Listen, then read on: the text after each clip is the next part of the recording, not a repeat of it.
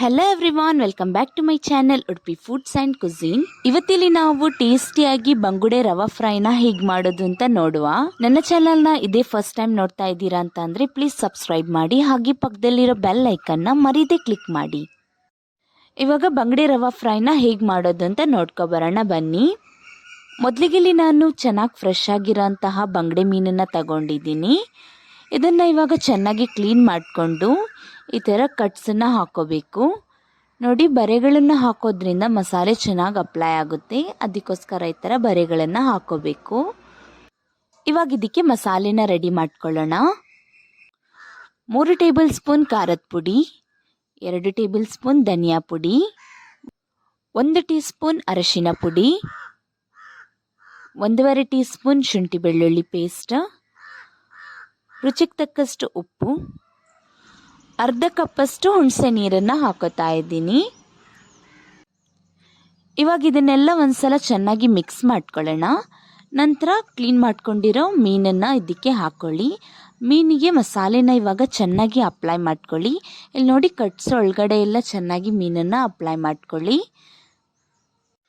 ಮಸಾಲೆ ಎಲ್ಲ ಒಂದ್ಸಲ ಚೆನ್ನಾಗಿ ಅಪ್ಲೈ ಆದಮೇಲೆ ಇದನ್ನು ನೀವು ಒಂದು 30 ನಿಮಿಷನಾದರೂ ಮ್ಯಾರಿನೇಷನ್ಗೆ ಇಟ್ಬಿಡಿ. ಇಲ್ಲಿವಾಗ ನಾನು 1 ಕಪ್ಪಷ್ಟು ರವೆನ ತಗೊಂಡಿದ್ದೀನಿ. ಸಣ್ಣ ರವೆನೇ ತಗೊಂಡಿರೋ ಅಂಥದ್ದು. ಇದಕ್ಕೆ ನಾವಿವಾಗ 2 ಟೇಬಲ್ ಸ್ಪೂನಷ್ಟು ಅಕ್ಕಿ ಹಿಟ್ಟನ್ನು ಆ್ಯಡ್ ಮಾಡ್ಕೊಳ್ಳೋಣ.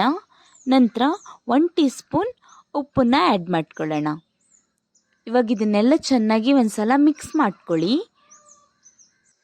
ಇದಕ್ಕೆ ನಾವಿವಾಗ ಮ್ಯಾರಿನೇಟ್ ಮಾಡ್ಕೊಂಡಿರೋ ಮೀನನ್ನು ಡಿಪ್ ಮಾಡ್ಕೊಳ್ಳೋಣ. ನೋಡಿ, ನಾನಿಲ್ಲಿ ವಿಡಿಯೋದಲ್ಲಿ ತೋರಿಸಿರೋ ಹಾಗೆಯೇ ಡಿಪ್ ಮಾಡ್ಕೊಳ್ಳಿ. ತಲೆಯಿಂದ ಹಿಡಿದ್ಬಿಟ್ಟು ಈ ಥರ ಡಿಪ್ ಮಾಡ್ಕೋಬೇಕು ಒಂದೊಂದಾಗಿ. ಎಲ್ಲ ಮೀನನ್ನು ಕೂಡ ಇದೇ ರೀತಿ ಕೋಟಿಂಗ್ ಮಾಡಿಕೊಂಡು ಸೈಡಲ್ಲಿ ಇಟ್ಕೊಬಿಡೋಣ. ಇವಾಗ ಇದನ್ನು ಫ್ರೈ ಮಾಡ್ಕೊಳ್ಳೋಣ. ಒಂದು ಸ್ಟವ್ ಮೇಲೆ ಒಂದು ಫ್ರೈಯಿಂಗ್ ಪ್ಯಾನ್ ಅಥವಾ ಕಡಾಯಿನ ಇಟ್ಕೊಂಡು ಅದಕ್ಕೆ ಸ್ವಲ್ಪ ಫ್ರೈಗೆ ಬೇಕಾಗಿ ಎಣ್ಣೆನ ಹಾಕ್ಕೊಳ್ಳಿ. ಎಣ್ಣೆ ಒಂದ್ಸಲ ಬಿಸಿ ಆದಮೇಲೆ ಇದಕ್ಕೆ ನಾವು ಮೀನನ್ನು ಇಡ್ತಾ ಬರೋಣ. ಇವಾಗ ಇದನ್ನು ನೀವು ಲೋ ಫ್ಲೇಮಲ್ಲೇ ಇಟ್ಕೊಂಡು ಫ್ರೈ ಮಾಡ್ಕೋಬೇಕು. ಜಾಸ್ತಿ ಉರಿಲಿಟ್ಟು ಫ್ರೈ ಮಾಡೋಕ್ಕೆ ಹೋಗ್ಬಿಡಿ, ಸೀದೋಗ್ಬಿಡುತ್ತೆ. ಒಳಗಡೆ ಹಸಿಯಾಗಿ ಇರುತ್ತೆ, ಹೊರಗಡೆ ಸೀದೋಗ್ಬಿಡುತ್ತೆ. ಅದಕ್ಕೆ ಇವಾಗ ಇಲ್ಲಿ ಒಂದು ಸೈಡ್ ಫ್ರೈ ಆಗಿದೆ, ಇನ್ನೊಂದು ಸೈಡನ್ನು ಕೂಡ ನಾನು ಇದೇ ರೀತಿ ಫ್ರೈ ಮಾಡ್ಕೋತಾ ಇದ್ದೀನಿ.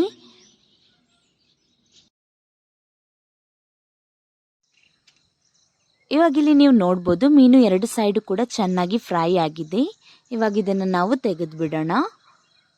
ಬಾಕಿ ಉಳಿದಿರೋ ಮೀನನ್ನು ಕೂಡ ಇದೇ ರೀತಿ ಫ್ರೈ ಮಾಡ್ಕೊಳ್ಳೋಣ.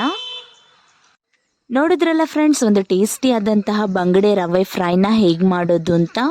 ಐ ಹೋಪ್ ರೆಸಿಪಿ ಇಷ್ಟ ಆಗಿದೆ ಅಂತ ಅನ್ಕೋತೀನಿ. ಇಷ್ಟ ಆಗಿದ್ರೆ ಒಂದು ಲೈಕ್ ಮಾಡಿ, ಮತ್ತು ನೀವು ಕೂಡ ಟ್ರೈ ಮಾಡಿ ಹೇಗಾಗಿದೆ ಅಂತ ನನಗೆ ಕಮೆಂಟಲ್ಲಿ ತಿಳಿಸಿ. ಇದೇ ರೀತಿ ಸಪೋರ್ಟ್ ಮಾಡ್ತಾ ಇರಿ, ಮತ್ತು ಚಾನಲ್ನ ಸಬ್ಸ್ಕ್ರೈಬ್ ಮಾಡೋದನ್ನು ಮರಿಬೇಡಿ, ಮತ್ತು ನಿಮ್ಮ ಫ್ಯಾಮಿಲಿ ಫ್ರೆಂಡ್ಸ್ಗೆ ಎಲ್ಲ ಶೇರ್ ಮಾಡಿ. Thank you for watching.